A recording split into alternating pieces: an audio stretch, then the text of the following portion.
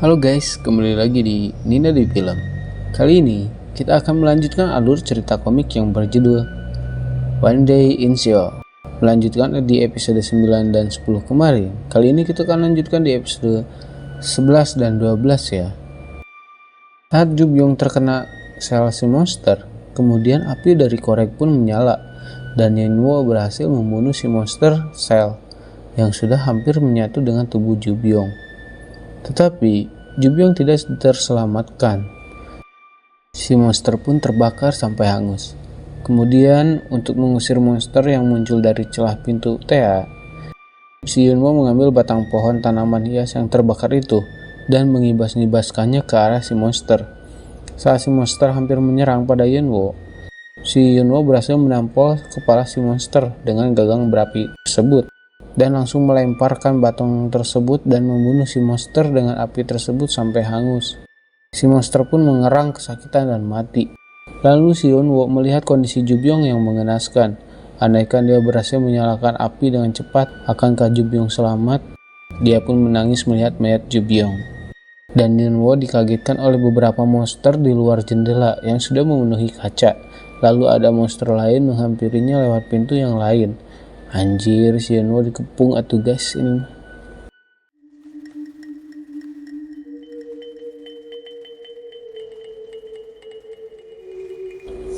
Kita beralih dulu ke barudak yang meninggalkan si Yunwo guys. Saat ini mereka sedang bersembunyi di sebuah bus.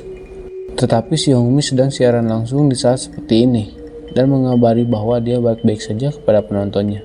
Si Dehan menyuruh Hongmi untuk mematikan siaran itu. Si Hongmi bilang alasan dia siaran untuk memberitahu penontonnya keadaannya saat ini dan siapa tahu ada yang menolong mereka katanya. Tetapi ada seorang penonton yang bilang mereka harus ke stasiun Seoul. Di sana sudah banyak orang-orang yang dievakuasi karena Seoul sekarang akan diisolasi. Jadi mereka harus cepat-cepat ke pengungsian sementara. Itu di stasiun Seoul guys. Lalu Dehan melihat ada monster ceking di luar bus. Ya, sel monster itu menggunakan tubuh seekor merpati untuk bisa menjadi monster. Si monster pun menyadari ada anak-anak di bus itu. Untungnya, anak-anak itu menunduk dan terhindar dari pandangan si monster. Lalu monster pun teralihkan oleh seekor kucing yang melewatinya. Lalu langsung saja si monster menyerang si kucing.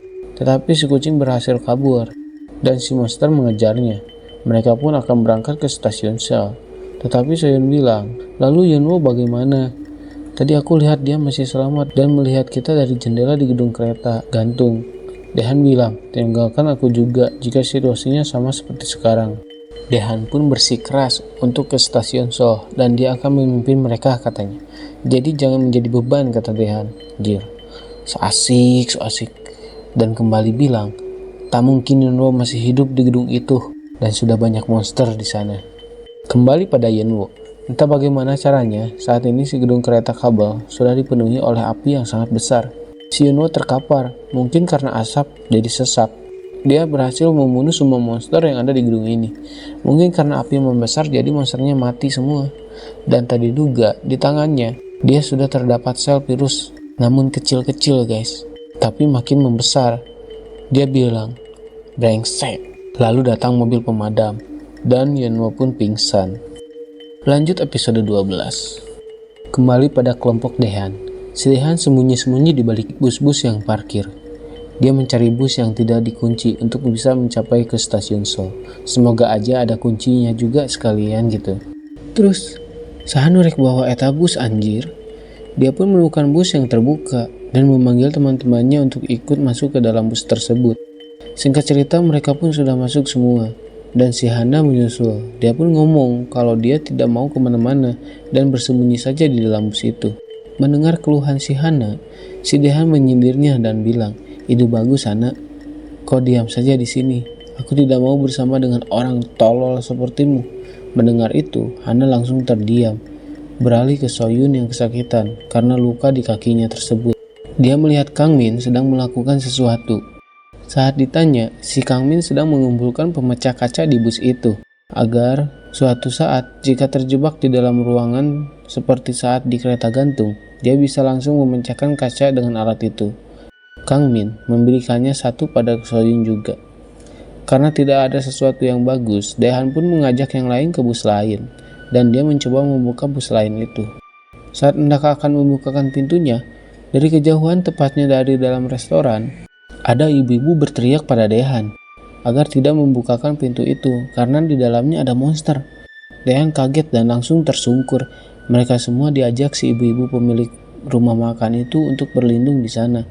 Mereka semua pun ngabret lari ke sana dengan cepat. Dan sesampai di sana, terdapat seorang supir bus, bapak-bapak random, dan si ibu pemilik rumah makan itu.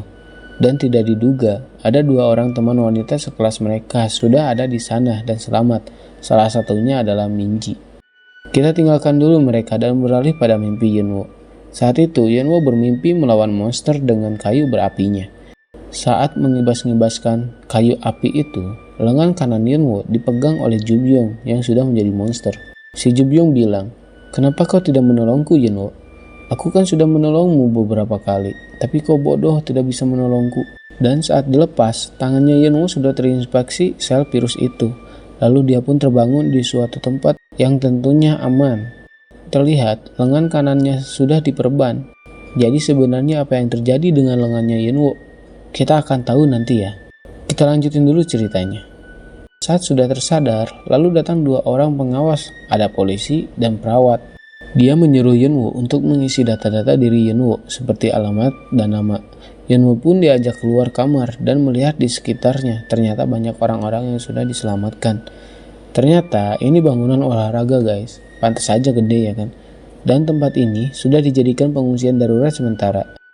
Kemudian Yunwo bertanya pada si petugas, apa sekarang sudah tidak bisa keluar kota Seoul? Oh, soal itu memang sudah tidak bisa karena pemerintah sudah menutup semua akses keluar masuk kota Seoul untuk mencegah penyebaran virus ke kota lain. Dengan paniknya, Yunwo mencari HP-nya untuk mengabari ortunya. Tetapi HP-nya masih di ruang barang-barang dan si petugas pun hendak akan mengambilkannya. Sesaat setelah petugas itu pergi, lengan kanan Yunwo terasa nyeri sekali dan dia teringat saat masih di gedung kereta kabel yang terbakar itu. Jadi, sebelum pingsan dan sebelum datangnya pemadam, dia melihat sel di tangannya semakin banyak. Melihat api di depannya, dia membakar lengannya sendiri, berharap si sel itu mati. Dan untungnya, saat ini dia selamat dari virus itu dan hanya mendapatkan luka bakar. Kembali ke saat ini. Saat memikirkan kejadian tersebut, di belakangnya ada yang memanggil Yunwo. Dan dia bilang, "Kemana teman-teman yang lain?" Siapa dia guys? Cerita kali ini pun sudah selesai. Nantikan cerita selanjutnya hanya di Dinda di Film. Bye-bye.